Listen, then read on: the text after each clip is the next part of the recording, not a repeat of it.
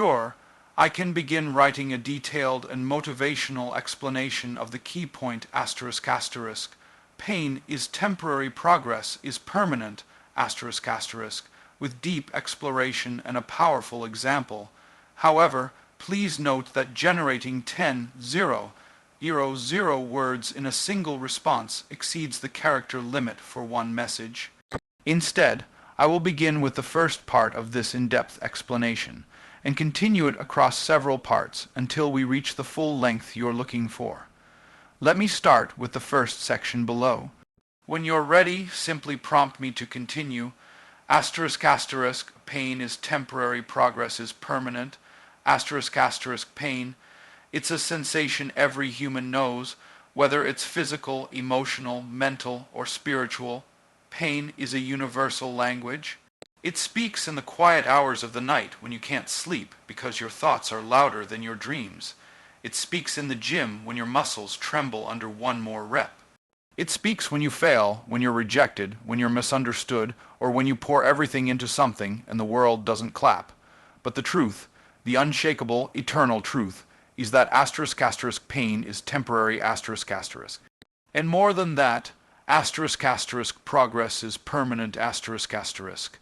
Let that settle in your soul for a moment. Pain is fleeting.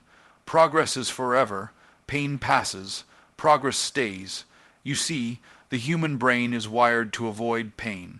We're naturally drawn to comfort, to safety, to what's familiar.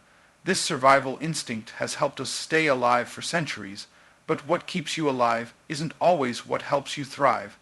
That instinct to avoid pain often leads us to avoid growth, because growth hurts. It's uncomfortable. It stretches you. It demands sacrifice, focus, and discipline. And when something hurts, the mind's first response is to pull away. But that's where most people make the mistake. They confuse the discomfort of the moment with the definition of their future. Here's the reality. Pain is a momentary condition. Progress is a lifelong reward. You might suffer today, but if that suffering leads to growth, the value of what you gain will outlast what you endured. Think about a seed. Before it becomes a tree, it has to crack open. It's buried in darkness. It's surrounded by pressure, that cracking, that breaking. That is pain, but without it, the roots don't form. Without it, the tree never rises. In the same way, your breakthrough starts at the moment things begin to hurt. It's in that space where you want to give up, when the pressure is mounting, when you doubt yourself. That's exactly where your future begins to shape. Now imagine a student preparing for medical school. He studies 12 to 14 hours a day, consistently sacrificing sleep, leisure, social time, even family gatherings.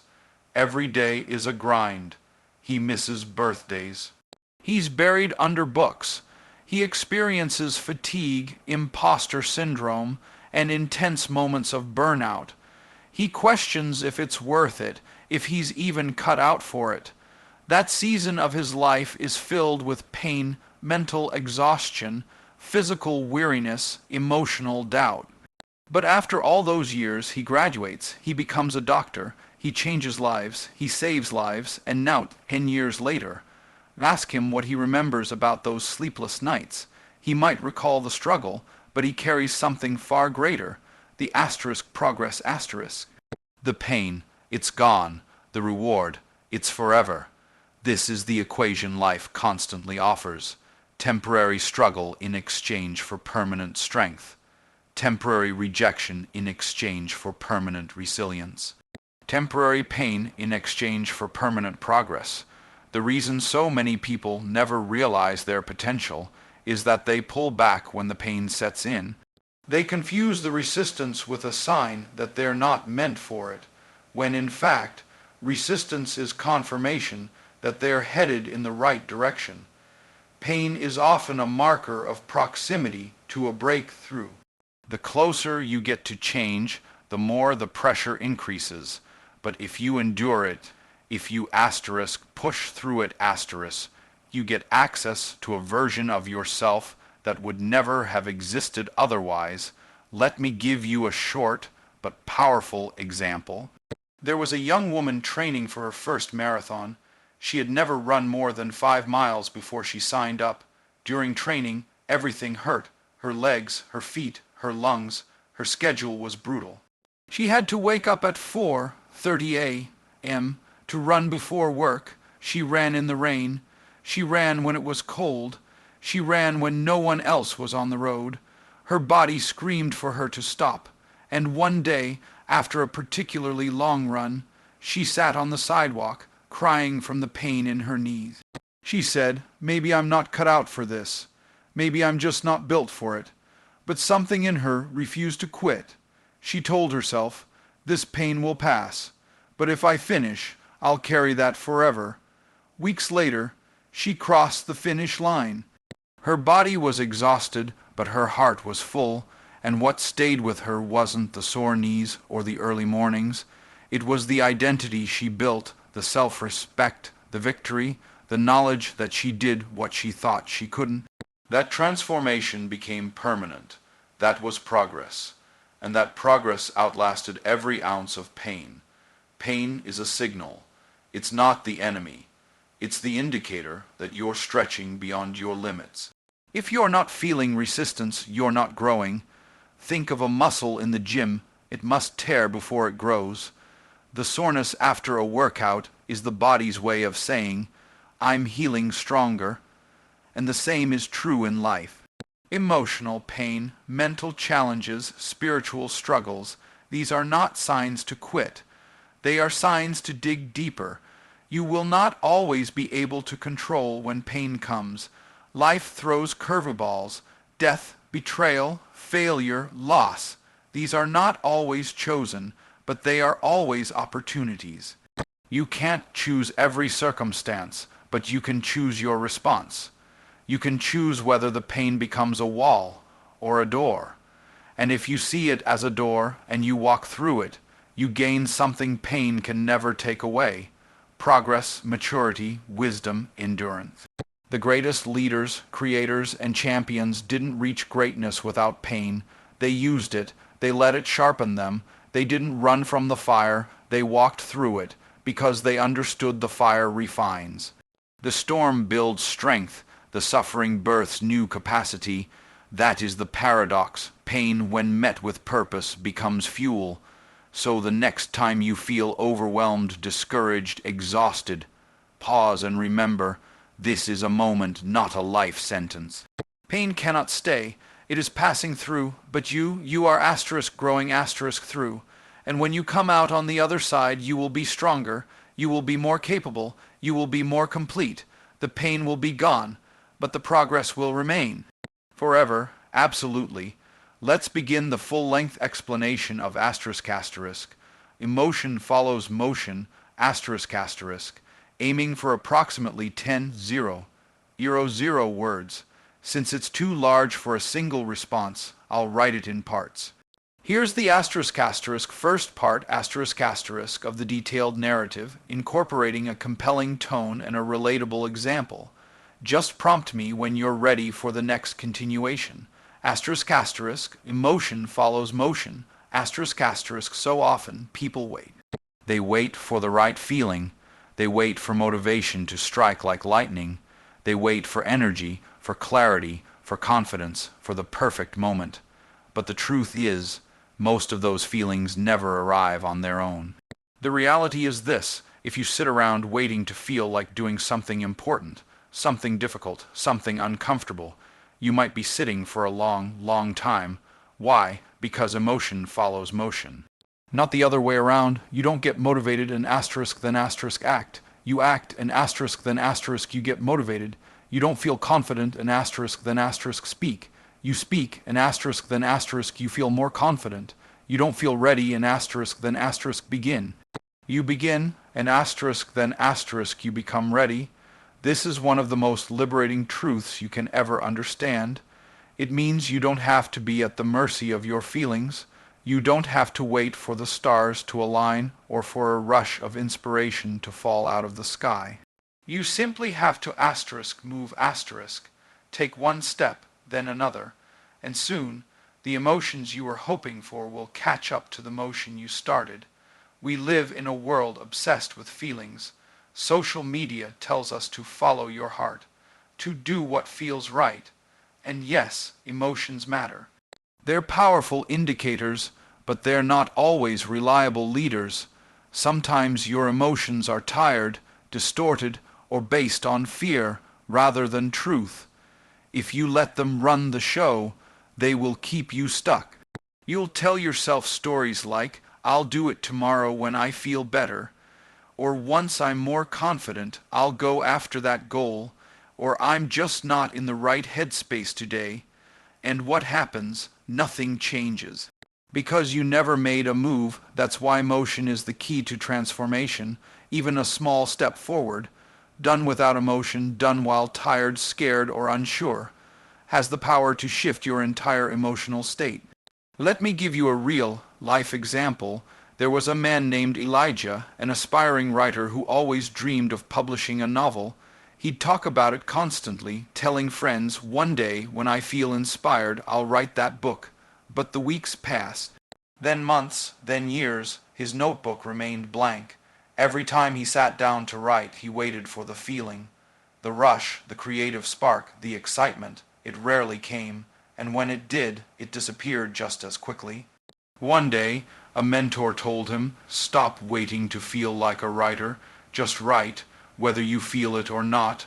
Elijah took it to heart. The next morning at 6 a.m., he sat down and wrote 200 words. He didn't feel inspired. He didn't feel excited, but he wrote anyway. The next day he wrote 300, and by the end of the month he had 80 words and a new emotional reality. He felt like a writer, but it didn't start with emotion. It started with motion. Emotion followed the motion he initiated. You see, that's the beauty of human psychology. Our physiology, our physical action, plays a major role in shaping our emotional landscape. Tony Robbins famously teaches that motion creates emotion. He's right. If you walk like someone who's depressed, hunched shoulders, shallow breath, low tone, you'll feel that way. But if you stand up straight, breathe deeply, move with energy, even when you don't feel like it, you begin to shift your internal state. Why? Because your mind is deeply connected to your body. Change the body, change the state. Change the state, change the belief. Change the belief, change the behavior. But it all starts with motion. Have you ever noticed how much better you feel after a workout? Maybe you didn't want to go, you were tired, you thought about skipping it, but you showed up. You put in the reps, you sweat, you pushed yourself. And when it was over, you felt amazing. Not just physically, but mentally. That's not a coincidence. That's science. Endorphins are released through physical motion. Your body rewards action with better emotion. Your energy level increases not because you sat still, but because you moved. The same principle applies in your career, in your relationships, in your habits. Let's say you want to build confidence as a public speaker. You're terrified of getting on stage. You keep telling yourself, "Once I feel more confident, I'll speak up." But confidence doesn't come first. The motion of speaking is what builds the emotion of confidence. Each time you step up, even if your voice shakes and your palms sweat, you are training your brain to believe, "I can do this." And eventually that belief becomes your new emotional baseline. This principle also works in reverse. Inaction breeds self-doubt. The longer you wait to act, the more reasons your mind finds to keep waiting. It's like a car engine that hasn't been turned on in years. The longer it sits, the harder it is to start. But once the wheels start turning, even slowly, you build momentum, and momentum is powerful. It compounds. One small action can lead to another, and before you know it, you're in a rhythm that reshapes your entire emotional identity. This is why high performers across every industry, from athletes to CEO to artists, build habits around motion, not emotion. They don't rely on feeling like it. They rely on systems. They train themselves to act and let the emotions follow. Because they understand that emotions are like weather. They shift. They can't always be trusted. But action, that's under your control. Imagine a young mother who has just lost her job. She's overwhelmed, scared, unsure how she'll provide for her children. She wakes up with a pit in her stomach, tempted to hide under the covers, but instead she gets out of bed. She brushes her teeth.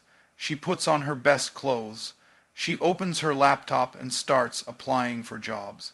She doesn't feel strong, but she takes strong action, and day by day something shifts. Her sense of helplessness is replaced by purpose. Her fear is replaced by focus. She begins to believe in herself again, not because she waited for motivation, but because she created it through movement. Her motion gave birth to new emotion. It's the same reason why so many therapists recommend action-based strategies for depression. When someone is depressed, their natural impulse is to isolate, to stay in bed, to stop moving. But the path to healing often begins with small, consistent actions. Going for a walk, journaling, getting outside, calling a friend. These acts may feel insignificant, but they signal to the brain that change is happening. And over time, that motion leads to a shift in emotional state. The beauty of this principle is that it gives you back your power. It means you don't have to be trapped by how you feel. You can lead your feelings, not be led by them.